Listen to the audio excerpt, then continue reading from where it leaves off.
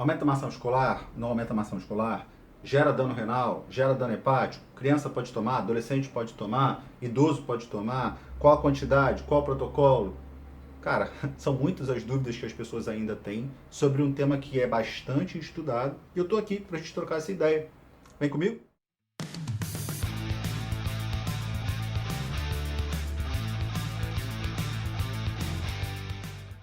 Olá, seja muito bem-vindo. Meu nome é Daniel Xerem, eu sou professor e nutricionista esportivo.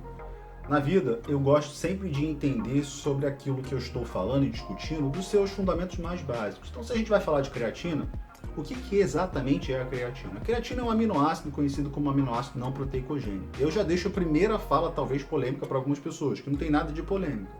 Creatina não sintetiza proteínas. Ela não aumenta a quantidade de proteína diretamente em lugar nenhum. Tudo bem? Pô, Daniel, calma, a gente vai falar de massa muscular mais adiante. Mas ela é um aminoácido não proteicogênico. Ela não é um peptídeo e ela não é uma proteína. Muitas pessoas, quando estudam creatina, entendem que ela é uma soma de vários aminoácidos. Não, são várias reações que acontecem entre os aminoácidos. Como é feita a síntese da creatina? Há uma relação de interação entre alguns aminoácidos não essenciais e alguns tecidos do corpo. Os tecidos que mais produzem creatina são pâncreas, fígado e rins. Eles produzem uma boa quantidade. A gente também vê um pouco da produção nos testículos e em outros lugares do corpo. Passou uma moto aí. Como é que é feita essa produção? Dois aminoácidos eles começam a interagir entre si, são eles a arginina e a glicina, através de uma participação enzimática um pouco complexa, chamada, essa enzima, especificamente, de AGAT, ou L-arginina, glicina, amidinotransferase. Ela transfere um grupamento amidina da arginina para a glicina, transformando essa reação em outros dois produtos. Um é a ornitina, que é deslocada para o fígado ali para participar do ciclo da ureia, e outro é o guanidinoacetato, que vai ser o precursor direto da creatina.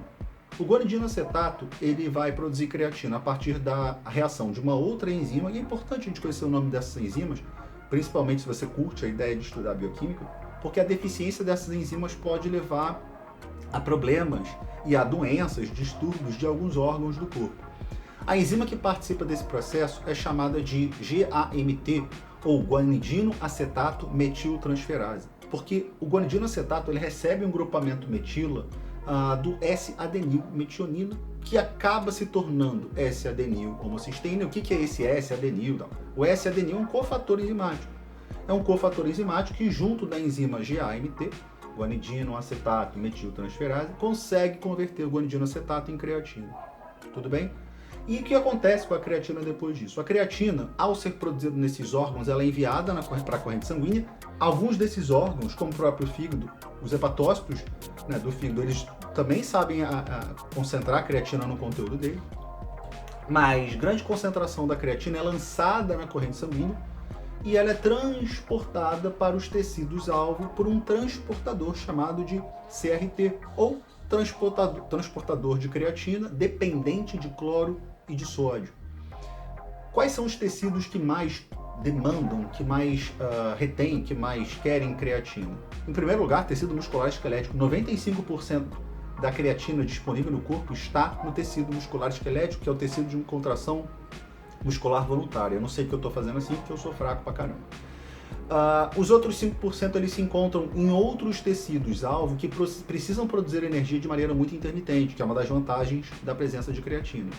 Que tecidos vão ser esses? Cardiomiócitos, no coração, células do cérebro, testículos, a gente vai ter uma boa quantidade nas células fotorreceptoras dos olhos, algumas células do ouvido interno, também para produzir energia com grande velocidade.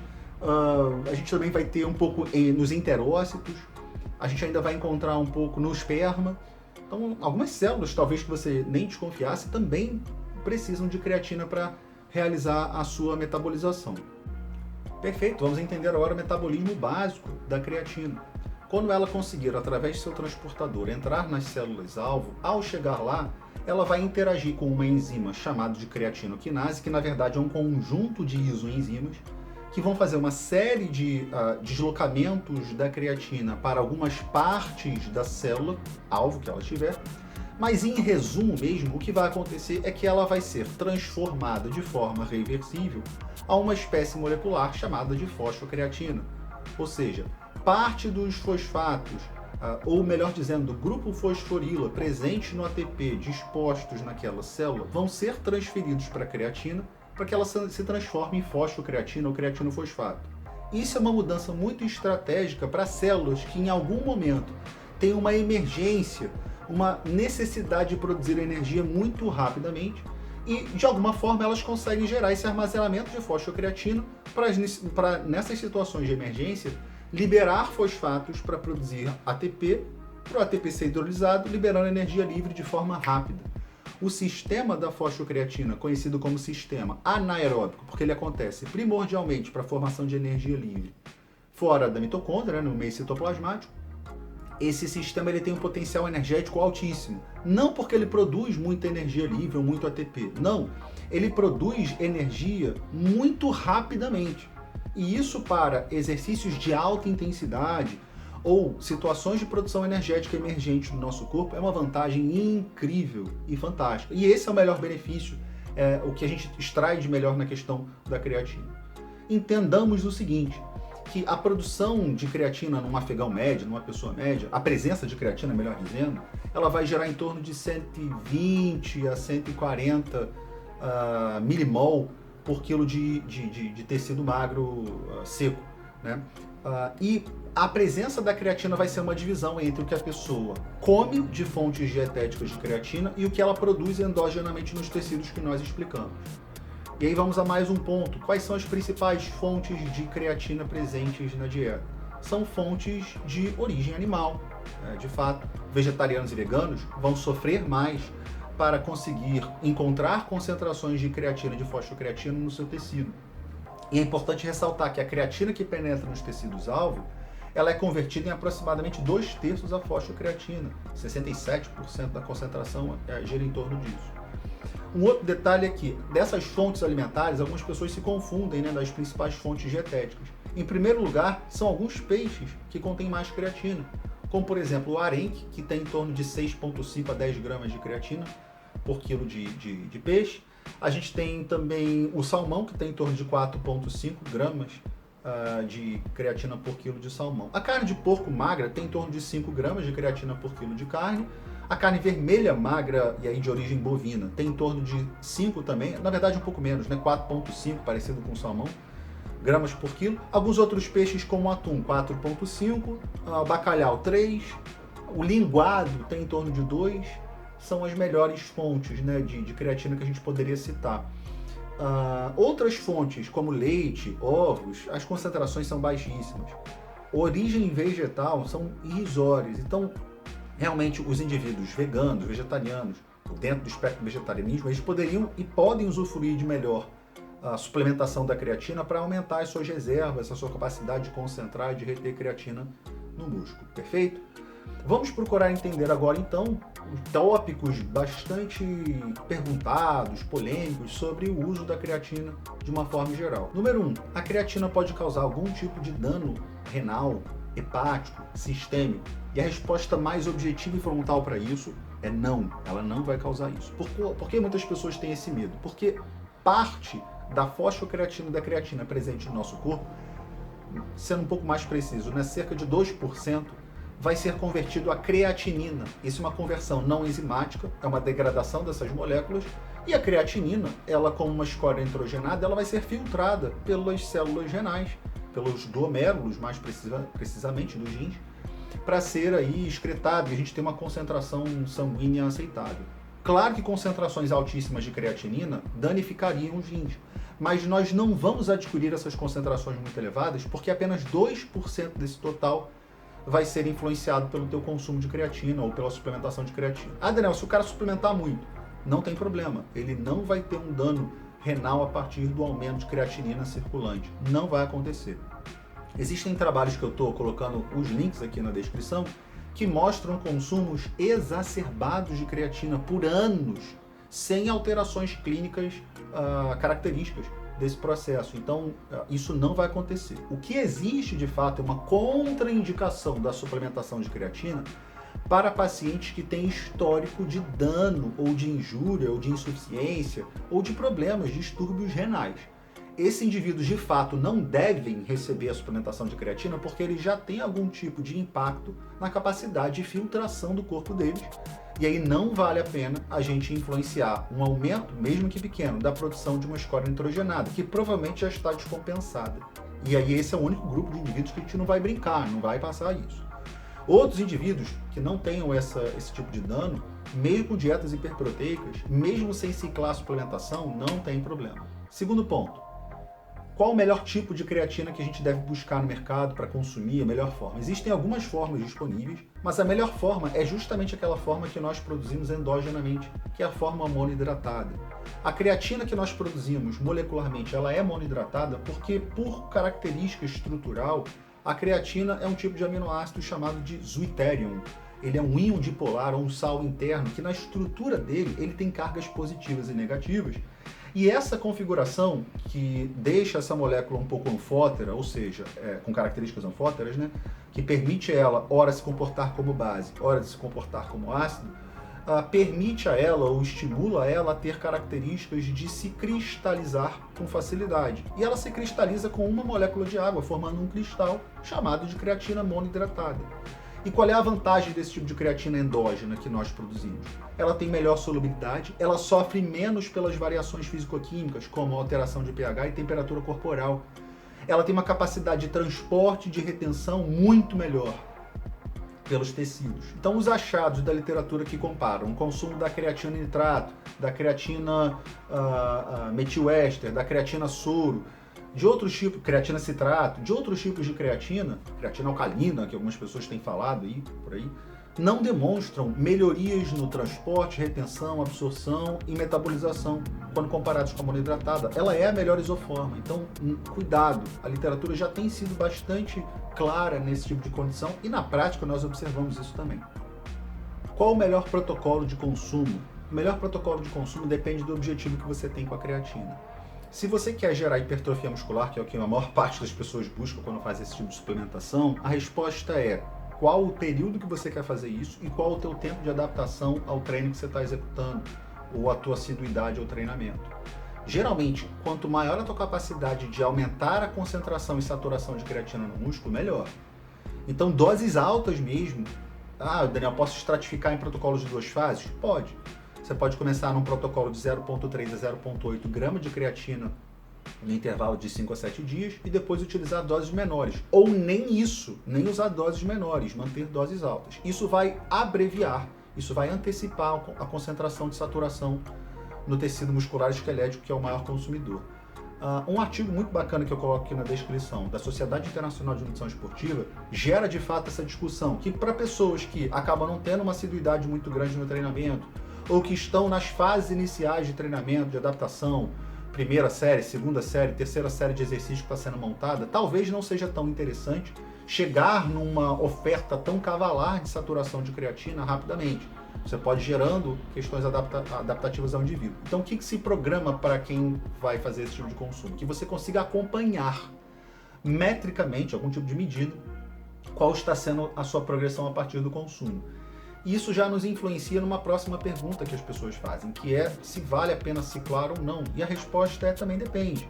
Só vale a pena ciclar se você estiver atendendo indivíduos que necessariamente podem ter algum tipo de má resposta pela adversidade do acúmulo hídrico corporal que as pessoas têm. Eu digo adversidade quando, na verdade, isso pode não ser uma adversidade. O ganho de peso em função da suplementação de creatina ele ocorre por aumento de retenção hídrica natural e inerente ao processo. Aumenta-se o conteúdo de água intracelular. Do ponto de vista ergogênico e visual, isso é até bonito, isso é até interessante, porque com mais água, um músculo que contém uma boa concentração de água, ele tem um volume maior. Então, a hipertrofia ela acaba acontecendo também em decorrência disso. A gente vai discutir o processo de hipertrofia já no outro tópico. Mas perceba que para esportes de corte de peso, de controle de peso, como lutas e fisiculturismo, você tem que estar atento a isso. E aí, de repente, vale a pena você gerar estratégias de ciclar. Para dar alguns números para vocês, a suplementação, quando ela é feita por protocolos de valores de 3 a 5 gramas de creatina por dia, a saturação de creatina no músculo demora em torno de 4 a 6 semanas para ela acontecer. 4 a 5 semanas para ela acabar acontecendo. Enquanto que nos protocolos de grande saturação inicial, de fase de saturação inicial, fase de ataque, isso vai acontecer logo nos primeiros dias. E aí, quanto mais rapidamente você atinge essa saturação, mais você usufrui desse desempenho para gerar mais potência, mais força e tudo mais. E aí você precisa pensar no seu objetivo em função disso. Quando a gente para de tomar suplementação de creatina, a gente não volta imediatamente para os valores basais de creatina que a gente tinha antes. Isso demora um tempo de pelo menos 6 semanas. E a gente jamais volta para valores infrabasais que nós tínhamos antes. Então não há, por exemplo, uma atrofia glandular como a gente tem em outras condições. Lembre-se que a creatina não é um hormônio para gerar essa condição, ela é um aminoácido. Então a gente não tem um retrocesso para valores menores do que os basais pregressos. E demora para a gente voltar para esses valores um bom período de tempo.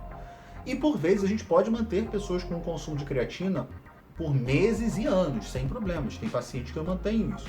E aí vale a pena fazer essa avaliação esportiva e antropométrica de quanto que o indivíduo está gerando de benefícios a partir dessa suplementação. Ele tem aumentado o tecido magro dele com assertividade, o índice de massa magra dele continua progredindo, a massa muscular esquelética dele continua se avolumando. É isso que precisa ser bem observado.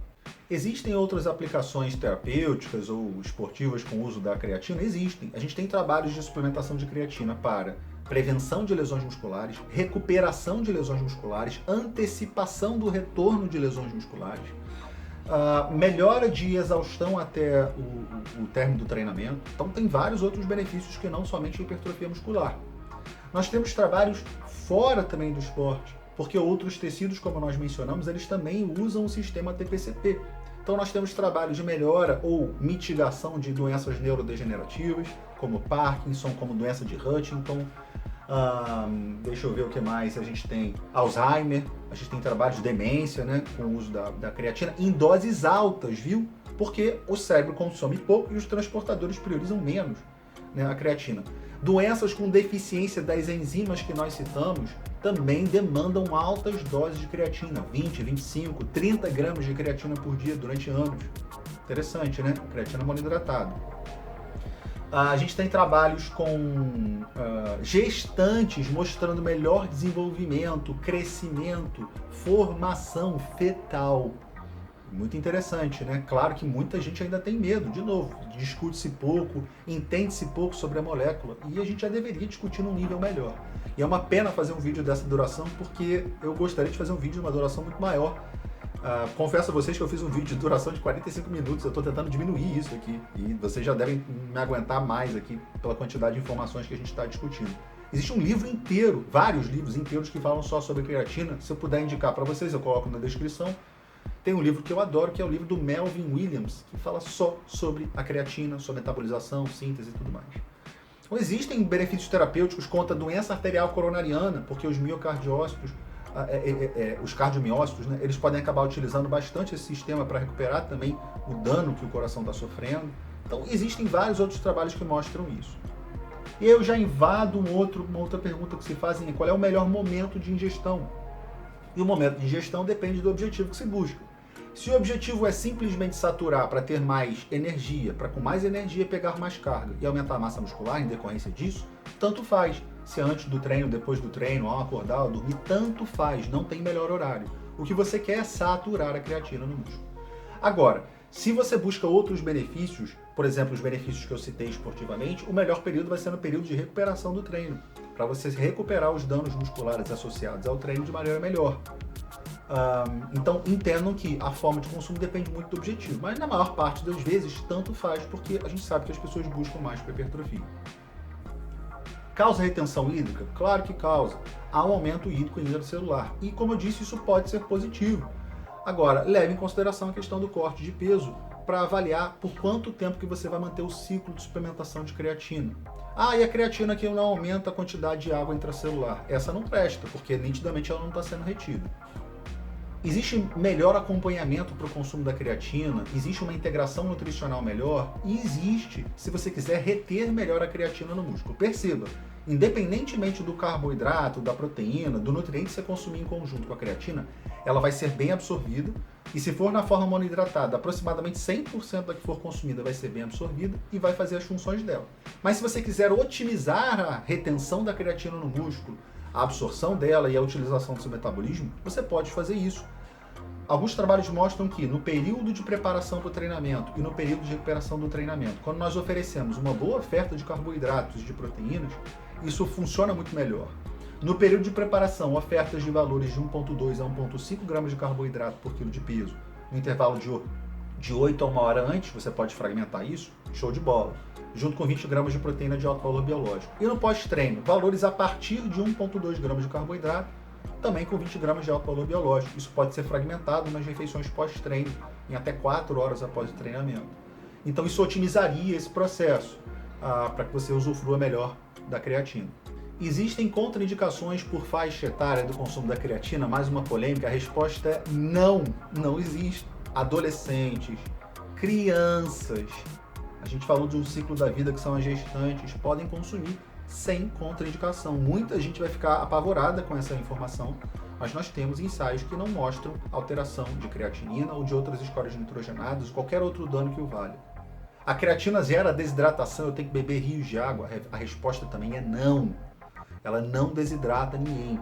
Tá? O processo de produção de creatinina, como a gente disse, que gira em torno de 2%, ela tem uma relação com a alteração hídrica do meio, mas você não é obrigado a consumir uma concentração de água que não seja aquela indicada normalmente, 35 ml por quilo de peso, mais a variação hídrica do treino. Já está ótimo. É que as pessoas não consomem água adequadamente. Bom, Daniel, então como é que a creatina pode gerar hipertrofia se ela não faz síntese proteica muscular diretamente? Por uma questão muito simples. Se você tem um componente de alto potencial energético, de formação de ATP e de energia livre no músculo esquelético, é o principal consumidor, e que isso favorece a uma capacidade de ter mais potência, mais força, você vai ter um treino onde você vai pegar cargas maiores. Pegando cargas maiores, você vai gerar uma adaptação ao dano muscular de uma carga maior e uma síntese proteica muscular de novo, ou de recuperação, em função dessa carga que você pegou. Então isso gera uma hipertrofia muscular, tanto pelo aumento de síntese proteica muscular, quanto pelo aumento de conteúdo hídrico no músculo, que vai ser observada com certa facilidade. Do que a gente tem de suplementação nutricional esportiva, a creatina está sempre ali no top 5 de suplementos ergogênicos mais bem estabelecidos na literatura, de maior nível de segurança, inclusive. Pela Sociedade Internacional de Nutrição Esportiva, pelo Colégio Americano de Medicina Esportiva, eu também deixo aqui o link na descrição. Então ela gera um tipo de hipertrofia que depende necessariamente de você ir para o treino e pegar pesado, porque sozinha ela não vai fazer isso. Então, diretamente, ela não leva a hipertrofia muscular, ela te dá condições, ela te dá subsídios para que você faça esse processo. Como é que eu posso adquirir uma creatina de boa qualidade? Primeiro, busque a creatina monoidratada, que vale a pena. Busque selos de qualidade nacional ou até internacional de que aquele produto de fato contém essa creatina monoidratada. Existem selos aqui que algumas agências reguladoras mostram para a gente. Veja se essas marcas têm problemas, né? Enfim, legislativos ou problemas de rotulagem, também junto à Agência Nacional de Vigilância Sanitária, Anvisa, ou a outros órgãos de fiscalização como o Inmetro, por exemplo. Façam uma pesquisa, não tem outra maneira. Conversem com profissionais da área. Aliás, não se façam autossuplementação, conversem com profissionais, conversem com um nutricionista preferencialmente esportivo, uma pessoa que você confie, que domine esse assunto, para que você se sinta tranquilo na busca aí da melhor forma física ou da melhor capacidade ergogênica. E por fim, eu posso tomar suplementação de creatina mesmo buscando emagrecimento? E sim, até que você pode, mas leve em consideração que você vai olhar menos para a balança, você vai levar mais em consideração a sua composição corporal e a sua distribuição de percentual de gordura. A creatina não vai fazer você emagrecer. Ela pode ser utilizada junto a um planejamento alimentar em um programa de emagrecimento hipocalórico e com outras características que possam favorecer essa condição, sem desfavorecer a oxidação de gorduras, tá? Ela não vai impedir a oxidação de gordura de ninguém. O que vai acontecer é que o peso vai ser afetado pelo conteúdo hídrico e ela vai favorecer uma maior adesão a exercícios de alta intensidade.